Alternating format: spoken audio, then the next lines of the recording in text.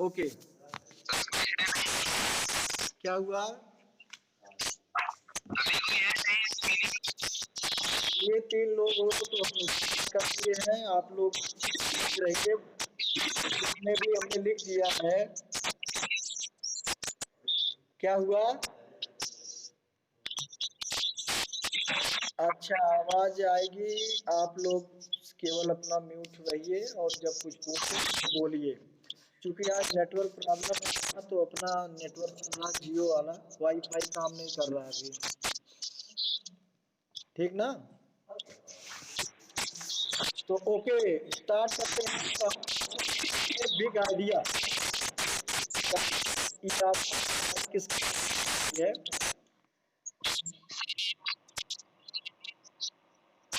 मेरी।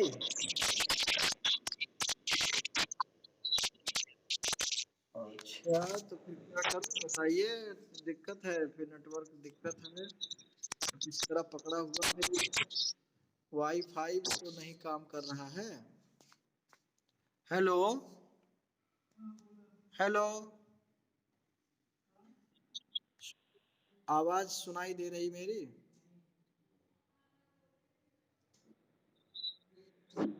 ओके, चलिए आप लोग ध्यान दीजिएगा बुक में, और बुक में अंडरलाइन पॉइंट जरूर, मतलब ऐसे नहीं केवल सुनिएगा।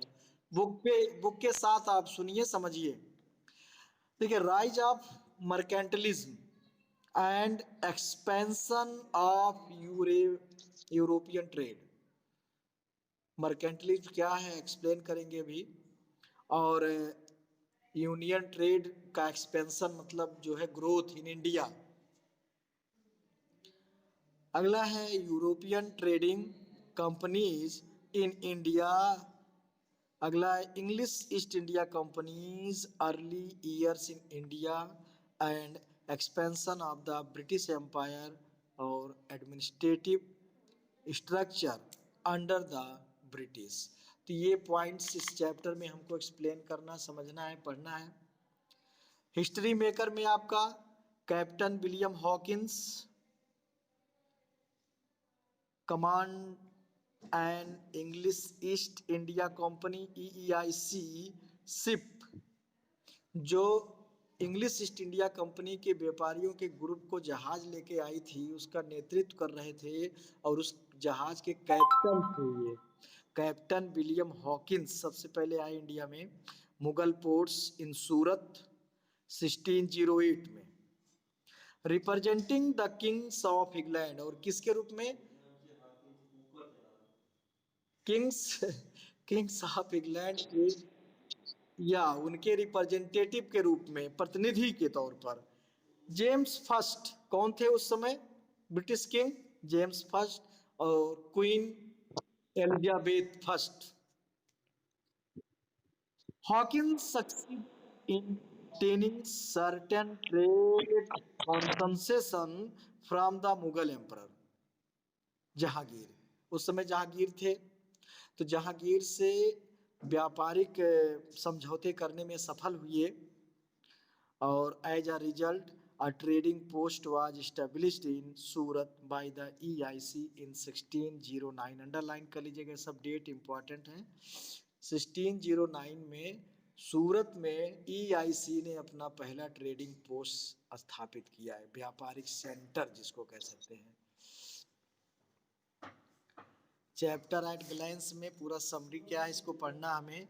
Mercantilism and expansion of European trade, English East India company, struggle for power, Carnatic war first second and third, फिर conquest of Bengal, battle of Plassey, battle of Buxar and establishment of dyarchy. सारा चीज़ हमको इस चैप्टर में पढ़ना है, लॉन्ग चैप्टर है ये। फिर टेरिटोरियल एक्सपेंशन में कैसे सब्सिडरी अलायंस है, डायरेक्ट मिलिट्री कॉन्क्वेस्ट है एंड डॉक्ट्राइन ऑफ लेप्सी है। इस चैप्टर का वीडियो आपको यूट्यूब पे मिलेगा, चैनल है सेकंड चैप्टर 2 पार्ट में। उसमें आज वैसे पुनः एक्सप्लेन कर रहे हैं, बना रहे हैं, वीडियो भेजेंगे, लेकिन इसको अच्छे से समझिए। इधर डेट टाइम लाइन आप पूरा करेंगे। पॉइंट पर आ जाइए, page number 13। In this chapter, we will unravel how the English East India Company ICs, which came as a trading company, मतलब कि जो एक व्यापारी के रूप में इंडिया में कम आए थे, and became the supreme political power in India. Supreme political power मतलब सर्वोच्च, जिसको हम कह सकते हैं राजनीतिक सत्ता इनके हाथ में हो, रूलर बन गए ये। You will study how they consolidated their rule. अब आ जाइए, मर्केंटिलिज्म क्या है and the expansion of European trade. The origin of the EICs and its power lay in the economic theory of mercantilism. किसके base पर था mercantilism? आपको बताया गया है, क्वेश्चन कराया गया, समझाया गया, इसकी हिंदी मीनिंग भी। Popular in Europe at that time, क्या था यूरोप में उस समय ये पॉपुलर था। According to this theory, the prosperity of a country depends on it. किसी भी देश की प्रॉपर्टी किस पर डिपेंड करती थी? It capability to produce more than it consumes, means भोग से ज़्यादा प्रोड्यूस करना, कंज्यूम से ज़्यादा प्रोड्यूस करना, and export more than it's import, आयात से ज़्यादा निर्यात करना। ये जो रेशियो है इसी को मर्केंटिलिज्म कहा गया। Order to maintain a positive balance of trade,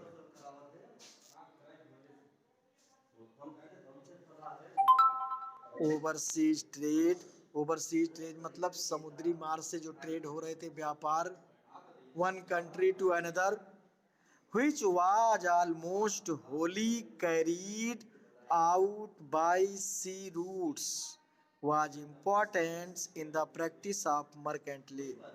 उस समय मेनली सी रूट्स के ही थ्रू सब होते थे व्यापार।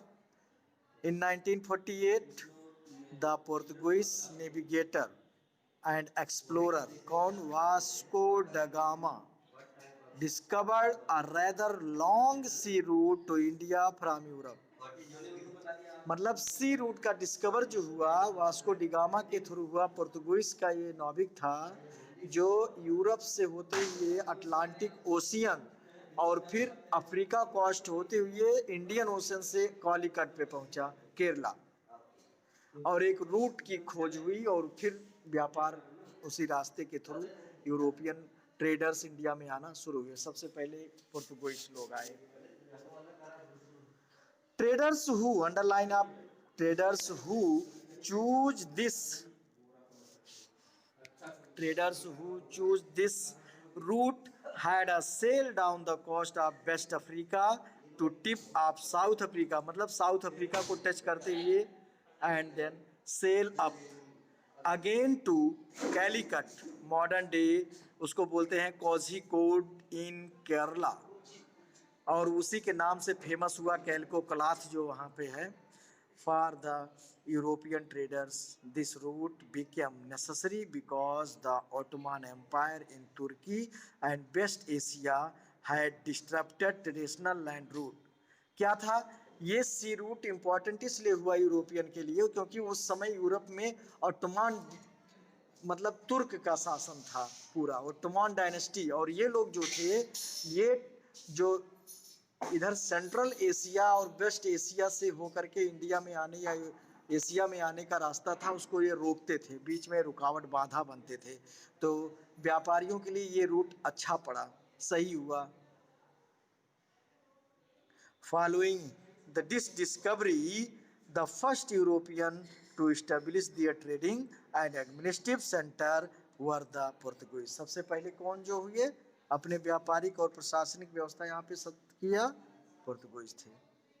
European trading companies in India, India में after the discovery of the sea route to India by Vasco da Gama the Portuguese were followed by Dutch, मतलब पहले तो पुर्तगालीज उसके पीछे पीछे डच के लोग, फिर फ्रेंच और तब इंग्लिश मर्चेंट आए, लास्ट में इंग्लिश आए 16 who came to India to trade in spices and textile. किसके व्यापार के लिए आते थे वो लोग? Spices and textile. They establish their trading centre in India, let us study. तो सबसे पहले चलिए हम पढ़ लेते हैं पोर्तुगीज के बारे में। ये European traders, Portuguese were the first European traders to reach India. Though they landed in Calicut, their important colonial settlement were Goa, Daman and Diu. Goa, Daman and Diu हमारी आज़ादी के बाद तक रहा है और 1960 में जो है जाके गोवा आज़ाद हुआ है। पौंडचेरी आज़ाद हुआ है, पौंडचेरी जो है उसके में रहा है, फ्रेंच का था ये। They were only able to retain their possession in Western India। ये केवल वेस्टर्न इंडिया में ही अपने पोजीशन को बढ़ाने में रहे। ब्रिटिश से कम्पीट कोई नहीं कर सका, लास्ट में ब्रिटिश ही रह गए, बाकी सब लोग चले गए। Goa remained with the Portuguese still 1961। Portuguese के अंडर में 61 तक रहा, after which it became the part of India. Dutch आपका by the early 17th century the Dutch established their trading centre at Surat. यहाँ इन्होंने भी सूरत, अहमदाबाद, भरूच, कराईकल, पुलिकैट, बालासोर एंड नागपत्तनम और मौसलीपत्तनम में इन लोगों ने अपना ट्रेडिंग सेंटर बनाया। Eventually they shifted their attention to the far east. फिलहाल इनका ज़्यादातर अटेंशन किधर था? Eastern parts, Indonesia and other countries में, इसलिए ये यहाँ पे उतना नहीं ध्यान दिए और धीरे धीरे जो है colonial empire in Java and Indonesia में, और यहाँ से फिर चले गए ये भी ब्रिटिश को दे करके। French, the French east India company establish in 1964। कब? 1664 में फ्रेंच ईस्ट इंडिया कंपनी